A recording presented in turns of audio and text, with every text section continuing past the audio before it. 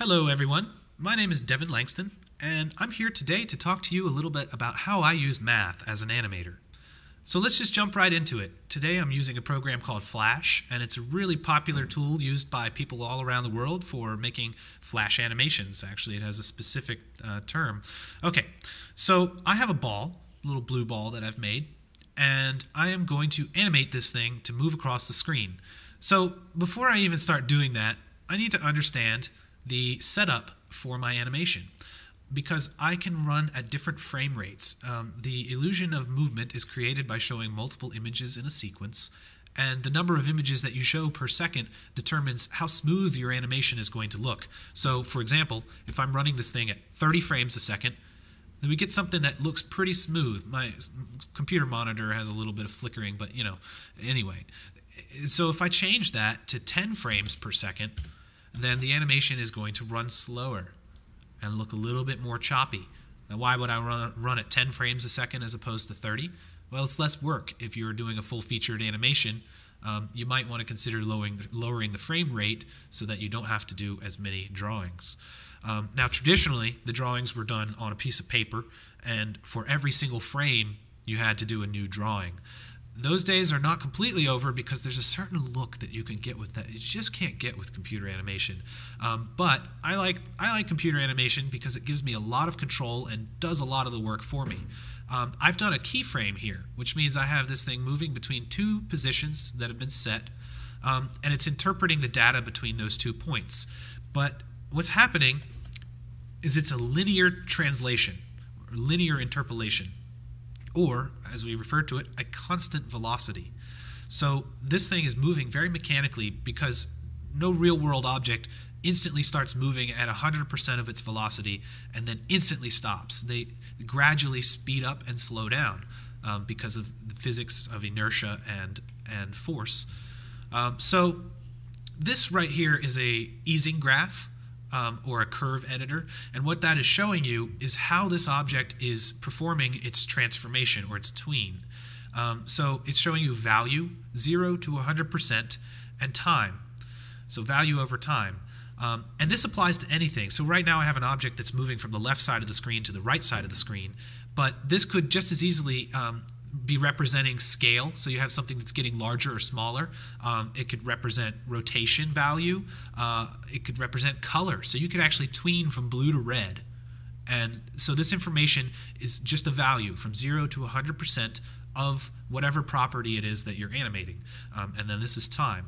So you can see that this thing is going straight from one point to the other with absolutely no variation in the velocity, and that's what makes it look like it's moving at a constant speed.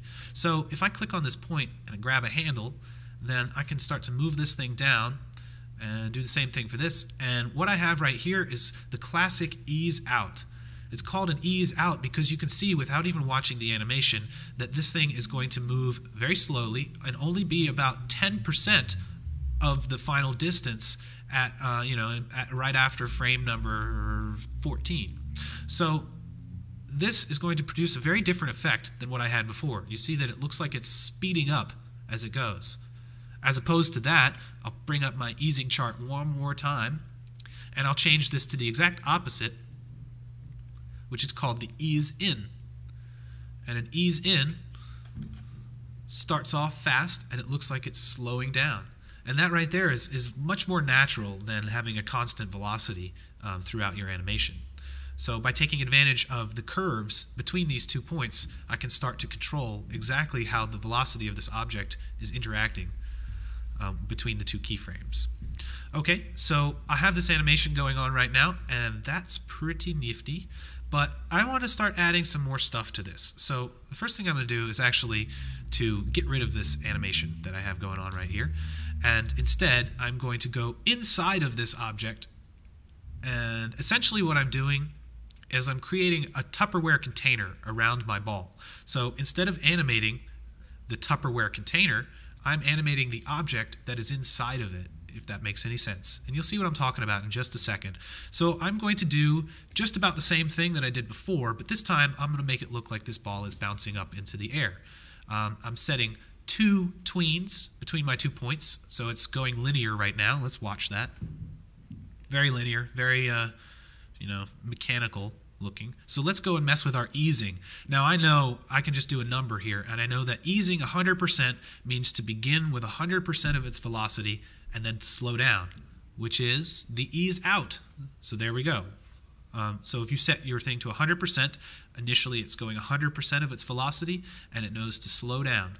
So the opposite of that, set to negative 100%, doesn't start the velocity at negative 100. What it does is starts it at 0, and then it makes it come up and get faster. So the combination of an ease in and an ease out produces the effect of bouncing.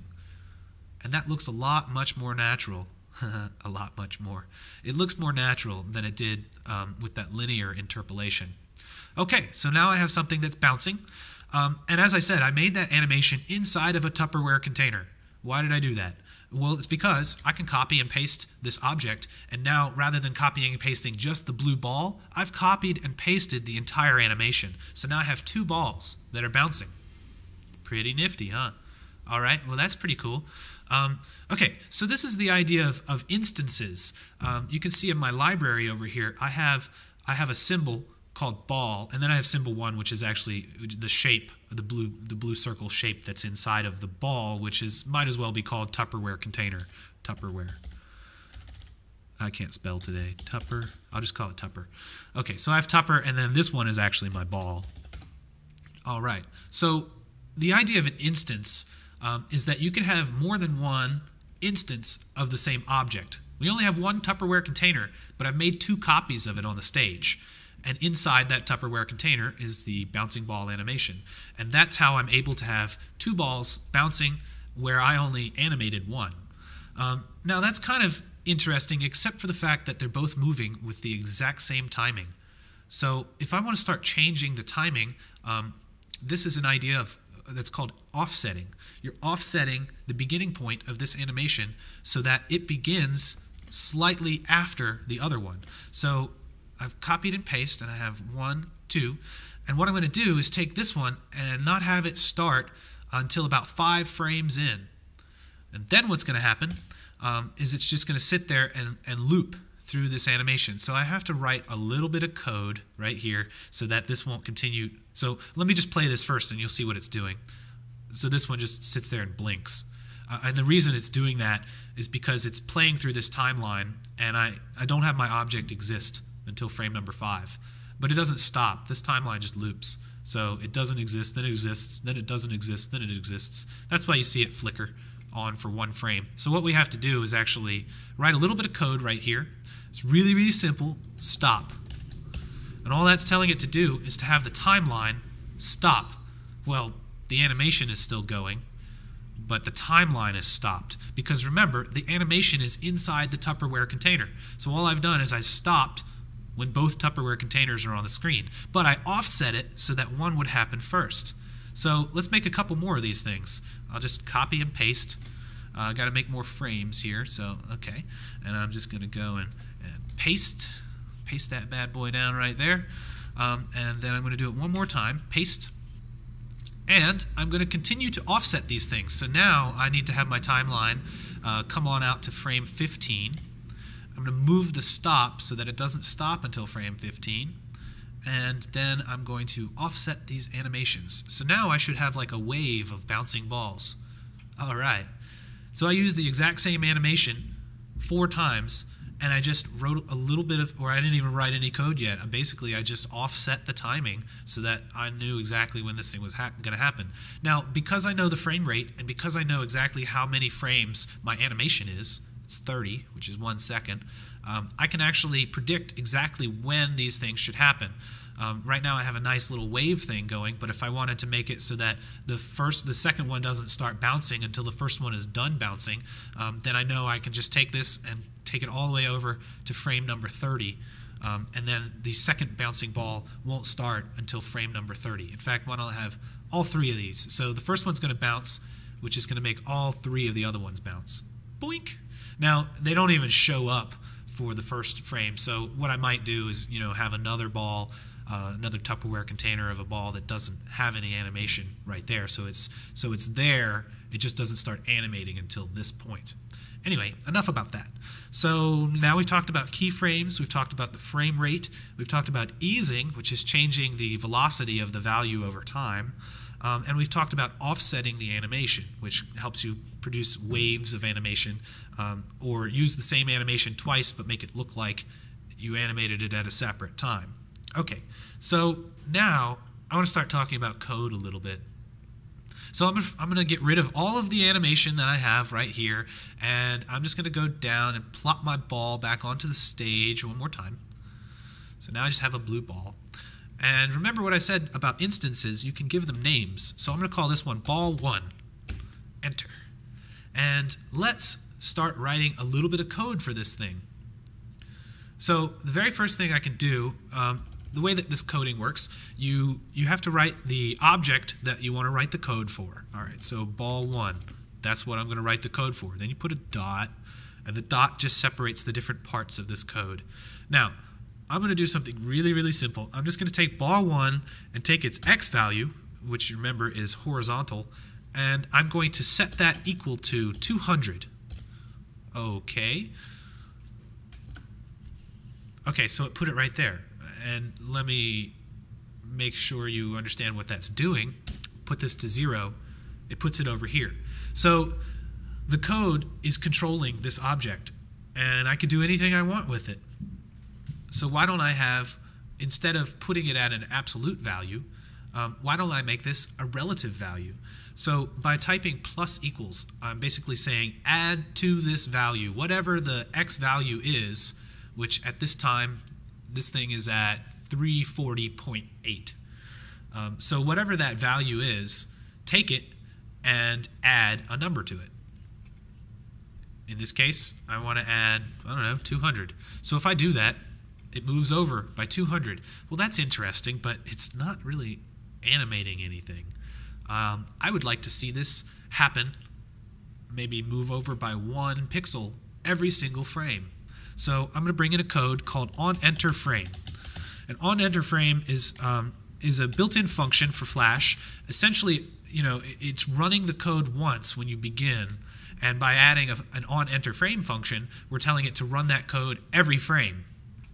So you can see we start to get some major advantages. So this is going to be an event of the event type, and it's void, and I'm not going to explain any of this stuff to you. Now the other thing I have to do is call this function, so I need to add an event listener. And an event listener is not as scary as it sounds. Essentially all it's doing is it's listening for an event, and in this case the event is a new frame. So every time there's a new frame, it's telling it to listen for that event, which event.enterFrame, and then when it hears it, to go to the function onEnterFrame. Still with me? Okay.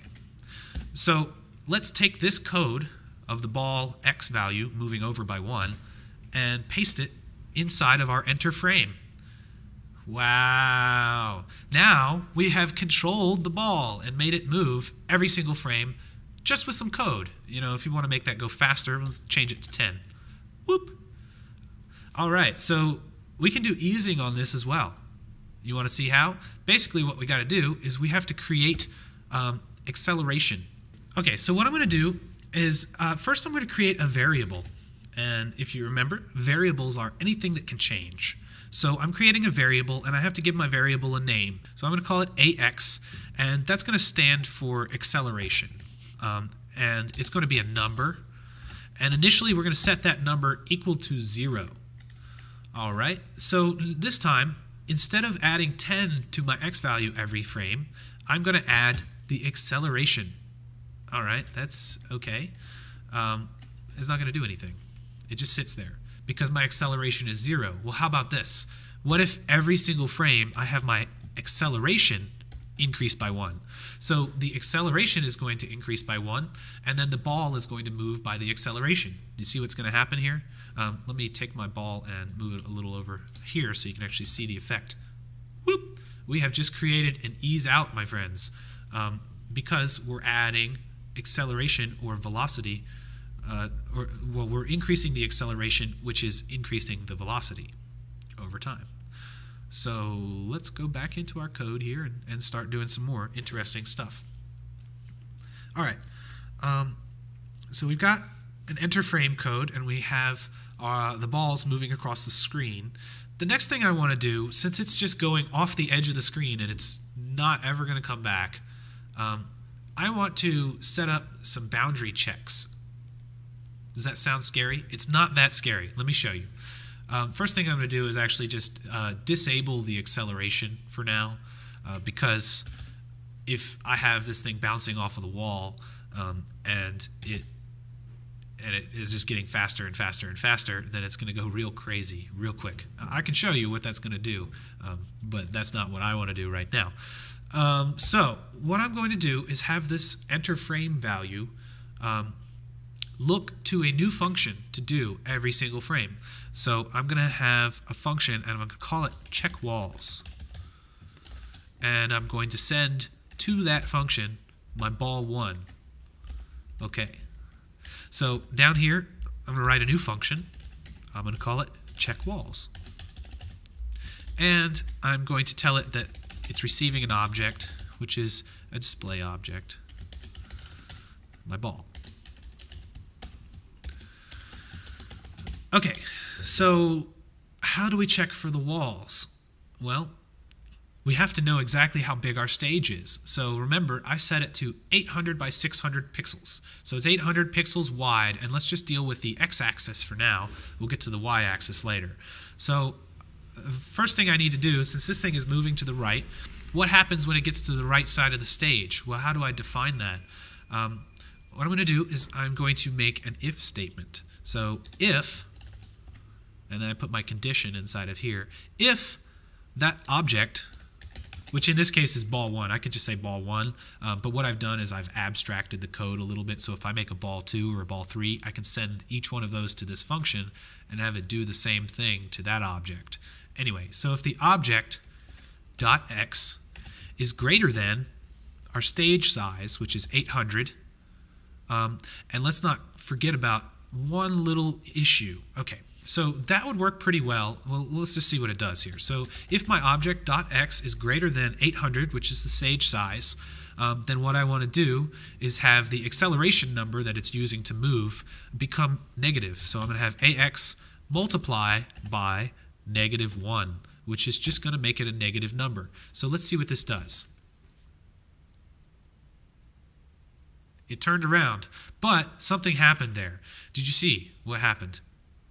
What happened was this object went all the way past the edge before it turned around. And the reason for this is, well, first if I go inside of here, this little crosshair right here is the registration point for this object. So it's being registered from the top left corner. I'm going to change that so that it's calculating from the center point because it's a circle, and that just makes sense. So I'm going to align it to its center point, and now this is the x and y coordinate point. That's the point that's going to use to get its information. So now if I play it, you'll see that it's going to bounce back from the middle of the object, which is better. And it still goes off the left side because I haven't written any code for that. But it's not right. What I want to do instead is to go back into my actions, and instead of just 800, I'm going to say when the x value is greater than 800 minus, and then I have to use parentheses because of order of operations here. So 800 minus my object dot width divided by 2, which is the radius of the object. But in this case, I'm just dealing with the x-axis, so I can say width because the radius is going to be equal to 1/2 of the width. So when I do that, now you see that it bounces right on the edge like it's supposed to. And let's go ahead and put that left side in there too. So if my object.x is greater than 800, it's going to turn around. And if my object.x is less than 0, because the left side over here is 0, plus the object width divided by 2, because we want it to bounce on the left side now, then I'm going to do the same thing. I'm going to have the ax, or the acceleration, turn around. And right now, that ax is actually acting as velocity, not acceleration, just in case you were wondering. But I've just created a boundary checker, and it's bouncing from one side to the other. And this is all being controlled by code. Now, let's go back to the very first thing I talked about, which is the frame rate. If I change this to something like 60, then it's going to be going a lot faster. Okay, so we'll stick with 30 for now. Now, the next thing I want to talk about is the idea of velocity and gravity, actually. So I'm gonna actually open up a new document that I already had going here, and let me just show you what I've got so far. So I have this object, and when you click on it, it bounces and then it falls back down. So I've done the boundary checking, and I have this thing also taking into account some other values. So I have the familiar Vx, Vy, which is my velocity, which is, again, that's the change in the distance per frame. So if the velocity is increasing, then your object is speeding up. Okay, and then I also have two more things. I have gravity and I have friction. And those are numbers that I have set equal to this. And I could just go down to my function and just add in the actual number that I want to use. But by doing it this way, by creating a variable, I have two advantages. One, I've abstracted the code a little bit. So every time that it wants to use gravity down here, it says gravity instead of like 1.5. So if I ever decide to change the gravity value later, I can do that right here. And another advantage is the fact that this variable can be calculated per object. Each object can have its own gravity, its own friction, its own velocity, and its own acceleration. So you can start to create some really dynamic worlds with the exact same objects in them, which is kind of cool. So I have a familiar event listener for my enter frame. I've got my enter frame, and I'm doing the move ball, which is essentially what I was doing before with the change in the distance, the velocity, and the acceleration. And let's take a look at that real quick. So move ball, here's my function. It's taking the velocity of x, and it's multiplying in this friction value. So what's that doing? So if the velocity of x, let's say, was 10, if this ball was moving from here to here, 10 pixels to the right, and I'm taking into account friction, it's actually only going to move it 9 pixels because my friction right now is set to 0.9. And since I'm multiplying 0.9 times my velocity, it's actually decreasing the value by 10% for each frame. And that's what makes it slow down. If I didn't have this, if this was just set to 1, gravity would still affect it, but my object would never stop. So by multiplying in a fraction to my velocity, I've simulated friction, and I'm slowing my object down. And the lower this value is, the quicker it'll slow down. So 0.5 is ridiculous. It barely even moves. It looks really fake. So 0.9, and we can even do like 0.98, is going to be a lot of bounce now, but eventually it's taking 10% off of the velocity every single frame until it slows down. Likewise, if I took my gravity away, so if I just made gravity like 1 or 0, then it'll just keep on moving it'll slow down because now friction is affecting it, but gravity is not. All right, so let me add my gravity back in there, 1.5. Okay. And then I also have a really much more complicated check walls going on here.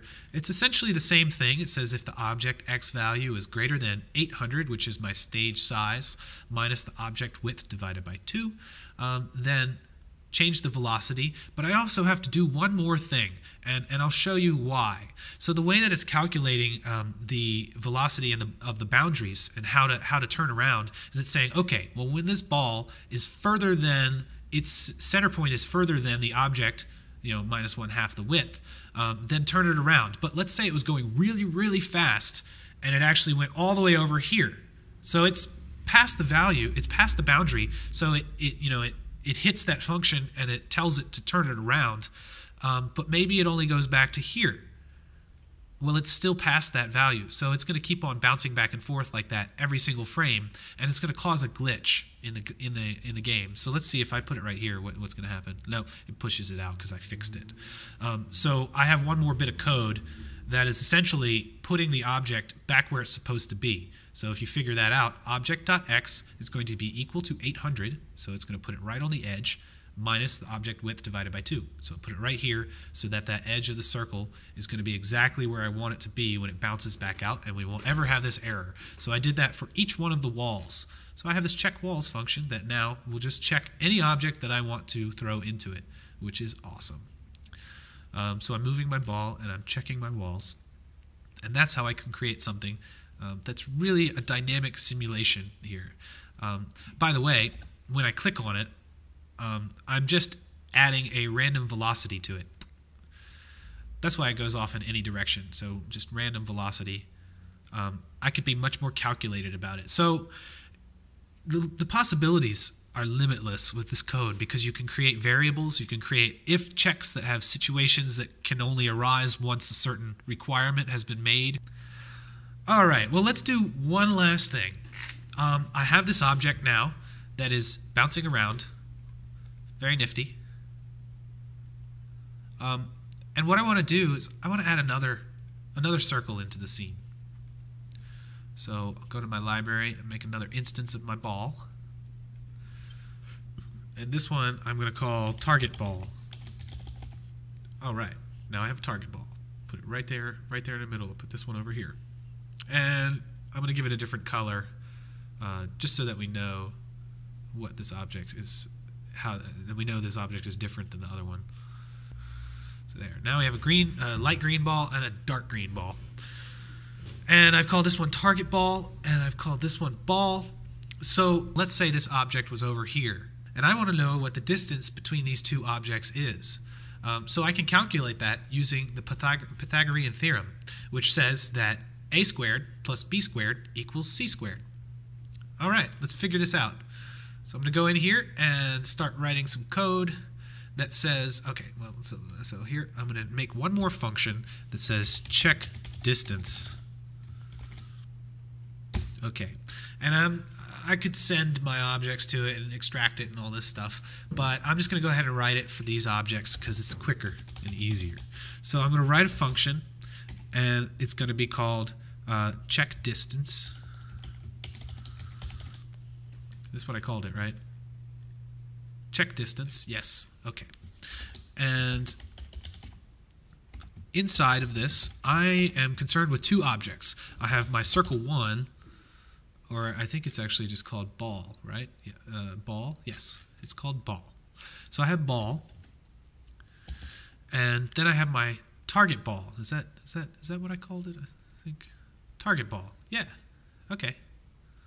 So I've got my ball, and I've got my target ball. And I know the x and y values of each of these, so I can figure out exactly where they are on the stage. So one of the most basic codes you can write is called a trace. And essentially what it does is it traces out a message to the screen. So when we run it, you can see, I don't know if you can see that down there, it's saying hello over and over and over because I've told it to trace the word hello. Well, you can trace more valuable information than the word hello. For instance, what if we take ball.x and we trace that value? So now you can see, well, the x value isn't changing, but if I click on it, there it goes. Now we're getting different values, and it's telling you exactly where that x value is. And that's really useful information for me to know because I want to make these things have a collision detection. So knowing that I've got my object here, I don't need to trace anymore, but what I want to do is I want to calculate the distance between those two objects. So I'm going to create a variable up here at the top, variable, and I'm going to call it distance. And it's going to be a number. And initially, I don't need to set it to anything because that number is going to get calculated based on this. So what I'm going to do is I'm going to say distance equals, and here comes Pythagorean theorem. So we need to know the distance. So let's look at our objects here. So Pythagorean theorem is taking this distance times 2 or times squared multiplied by itself, and this distance here multiplied by itself. So let's do that. We have the target ball dot x minus the ball dot x, and that's going to give us the distance, and now I need to square that number. So I'm going to take this, copy it, and put more parentheses around it, and I'm going to multiply it by itself. Okay, so there's my one side multiplied. Okay. Now what I'm going to do. Okay, so I have now the target ball dot y, which is the vertical, and the ball dot y. Go away, library. And I'm going to take that value and multiply it by itself. And now I'm going to take the whole thing and put it in parentheses and divide it and take the square root of it. That's right. Dividing it by 2 would not give me what I want. So I'll do math dot square root of all of this stuff. So a squared plus b squared equals c squared. So now it's actually pretty relevant for me to trace out the value of distance. All right. So as it gets closer and closer to the object, this number is decreasing. Look, 75. Oh, we got really, really close. Really, really close to it. All right. So let's try something. Let's actually make a condition that checks the distance, and if it's gotten close to the object, not just close, if it touches the object, then that is going to calculate a hit or a collide. Okay, so we were tracing the distance, and I don't really care about that trace anymore, so I'm going to take that away. But what I do care about doing is checking to see if that distance is less than the minimum. So the minimum distance that we need is the ball dot width divided by 2 and the target ball dot width divided by 2. So what I'm going to do is say if that distance is less than the ball dot width divided by 2 plus target ball dot width divided by 2, then let's trace out hit. All right, so let's try to hit this thing.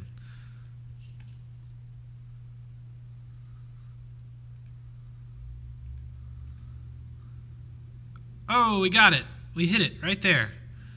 So you can start to see now I'm setting up the beginnings of a video game because I can have this thing hit the other thing. Now, what I can do also is have the hit trigger the check wall. So I'm going to take the Vx, right? So the Vx and the Vy, and I'm going to multiply them by -1.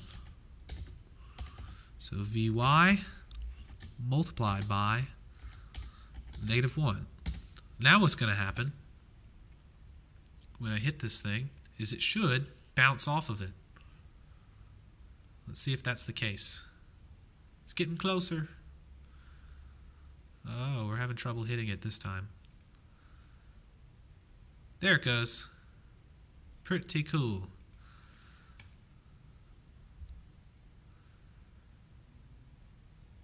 Okay, let's try it again. Boink. There we go. So we've just set up basic collision detection, all using mathematics, velocity, acceleration, value over time. I could keep going on with these terms, but that's just scraping the surface. Thank you for joining me today. I hope you've enjoyed this. It's been fun doing it. Take care.